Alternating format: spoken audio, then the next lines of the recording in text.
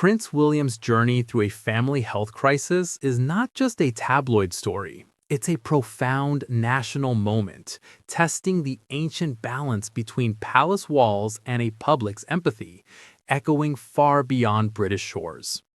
The image is seared into the modern memory of the British monarchy. Prince William, future King of the United Kingdom, standing stoically on the balcony of Buckingham Palace. To one side, his father, King Charles III.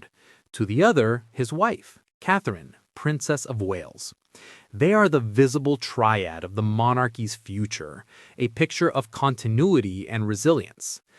But in early 2024, that picture fractured, not through political scandal or constitutional crisis, but through the universal, leveling language of human health.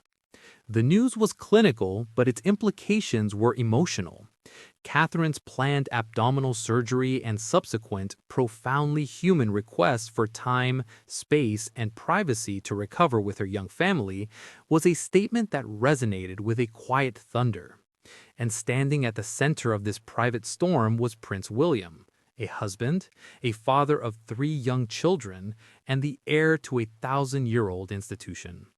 His navigation of this deeply personal chapter has become, inadvertently, one of the most poignant tests of his life, a story that has touched hearts not just in the UK, but across the United States and the world.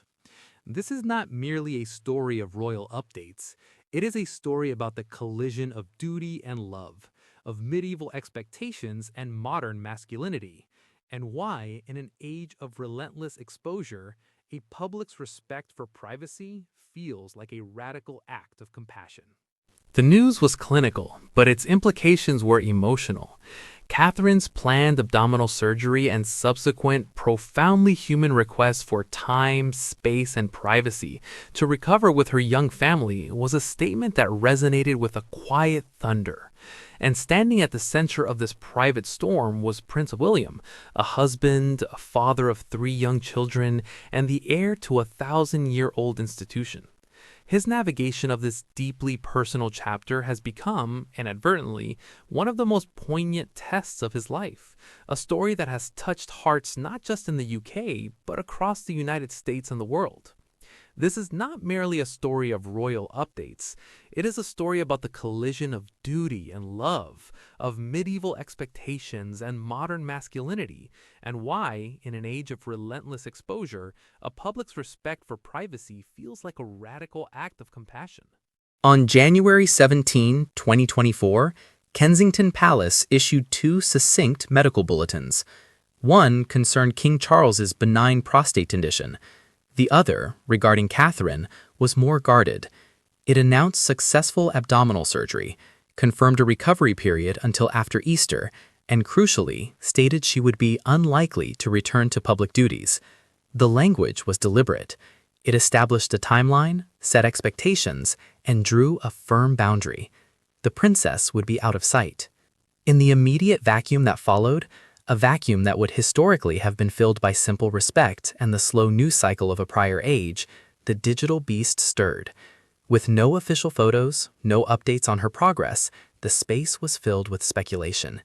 It was a textbook case of what media scholars call the context collapse of the internet, where the absence of information is not seen as a right to privacy, but as a puzzle to be solved, often maliciously. Conspiracy theories, amplified by fringe elements and given oxygen by the click-driven economics of social media, rushed in. This was the first layer of William's emotional burden. He was now not only managing a worried household, stepping into a more singular role for George, Charlotte, and Louis, and supporting his wife through a physically and emotionally taxing recovery, but he was also watching a grotesque parody of narrative unfold online about his family. The very request for privacy had paradoxically ignited a global firestorm of invasive curiosity. To understand the pressure on William, one must understand the dichotomy of his existence. He is a man forged in 2 crucibles. First, the heir. He is the product of a system that famously must be seen to be believed and therefore to be valued. From his first public steps as a bereaved boy behind his mother's coffin, his life has been a masterclass in composure under unspeakable pressure. He has been trained in statecraft, in diplomacy, in the unflinching performance of duty. The monarchy is a machine of continuity, and he is its next chief engineer. This role demands a facade of imperturbability, a stiff upper lip that is both a national cliché and a royal mandate. He cannot be seen to wobble. The institution's stability, the argument goes, depends on the perception of its strength. Second, the modern man. This is the William who deliberately chose a different path. He witnessed firsthand the devastating cost of suppressed emotion and media intrusion on his mother. He has spoken with unusual candancy for a royal about the toll of grief and the importance of mental health. He and Catherine have built a family life in Windsor that they fiercely protect, emphasizing normality, school runs, casual walks, baking cakes. He is, by all accounts, a hands-on, devoted father and a partner who views Catherine as his equal and his bedrock. This William understands that strength is not silence, that leadership can include vulnerability. The health crisis forced these two identities into a tense dialogue. The heir knew the show must, in some form, go on. He returned to public duties after a brief pause, opening a synagogue, hosting investitures, smiling and shaking hands. But the observant eye could see the subtle shifts, the slight tightness around the eyes, the more frequent references to family in his speeches, the way he held the space around him a little more tightly. He was performing duty while his heart was unquestionably at home in Adelaide Cottage. This visible carrying of weight is what has resonated so deeply, particularly with American audiences. In the USA, where the monarchy is viewed through the dual lens of celebrity and Shakespearean drama, William's performance is being read not as cold detachment, but as a profoundly relatable struggle. He is seen as the CEO stepping in to manage the crisis, while also being the primary emotional support, a scenario played out in households across the world every day. His is not the remote stoicism of a past king. It is the weary, determined resilience of a modern man trying to hold his world together. The American fascination with this chapter is multifaceted, revealing more about the U.S. than it does about the Windsors.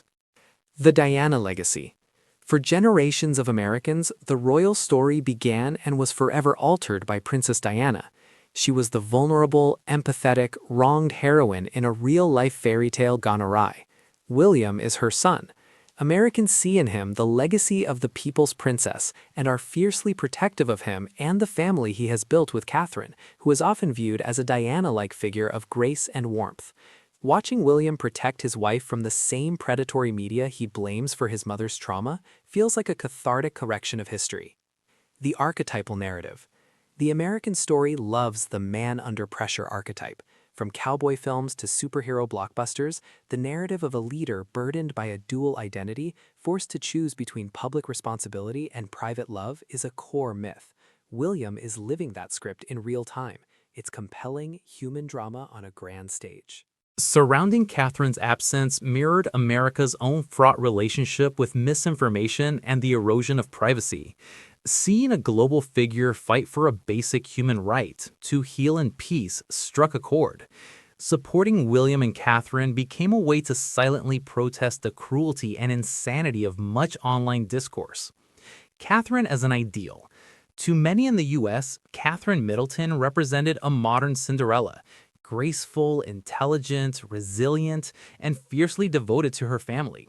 Her enforced absence created a palpable sense of loss. The public's affection for her transformed into a collective will to grant her the peace she asked for, with William seen as the guardian at the gate. The current moment is not an anomaly. It is the latest chapter in the Windsor family's century-long struggle with privacy. King George VI, William's great-grandfather, famously struggled with a stammer, a vulnerability hidden from the public until recent film depictions. The Queen Mother's role as stalwart support was a private one, rarely dissected. The marriage of Queen Elizabeth II and Prince Philip endured for over 70 years behind a veil of dignified discretion. The crack appeared with Princess Margaret's doomed love affairs in the 1950s and 60s. It became a chasm in the 1990s with the very public marital collapses of Charles, Diana, Andrew, and Anne. The War of the Waleses played out in leaked tapes, explosive biographies, and televised confessions, nearly destroying the monarchy's mystique. The institution learned a brutal lesson. Total exposure is existential danger. William's approach is a direct, conscious reaction to this history. His mother was the most famous woman in the world, yet died, in part, fleeing the cameras. His strategy with Catherine, measured visibility, fiercely guarded private life, controlled narrative, is a survival tactic forged from trauma. This health crisis is the ultimate test of that philosophy. Can the monarchy of the 21st century command respect by saying less? Can it survive by being human rather than imperial? William is betting his family's future and that of the crown on yes. Central to understanding William's navigation is understanding his partnership with Catherine. By all accounts, theirs is not a fairy tale romance in the saccharine sense, but a deep, pragmatic, and resilient partnership built over 2 decades. They are a team. Catherine is often described as William's rock, grounded, emotionally intelligent, and possessing a quiet strength that complements his more reserved nature. Her absence from public life, therefore, is not just the loss of a popular figure. For William, it is the temporary loss of his chief strategist, his emotional ballast, and his co-parent. He is not just filling in, he is operating without his other half. This adds a layer of poignant loneliness to his public appearances. The emotional update he faces daily is not from doctors or courtiers, but from the intimate, shared space of a home where a beloved partner is in recovery. It is the update from the breakfast table, the whispered conversation at night, the shared, worried look over their children's heads. This is the raw human reality behind the palace statements, a reality every family facing serious illness understands intimately. At the heart of this private storm are 3 young children: Prince George, 10, Princess Charlotte, 8, and Prince Louis, 5. William and Catherine's defining mission has been to give them as normal a childhood as possible.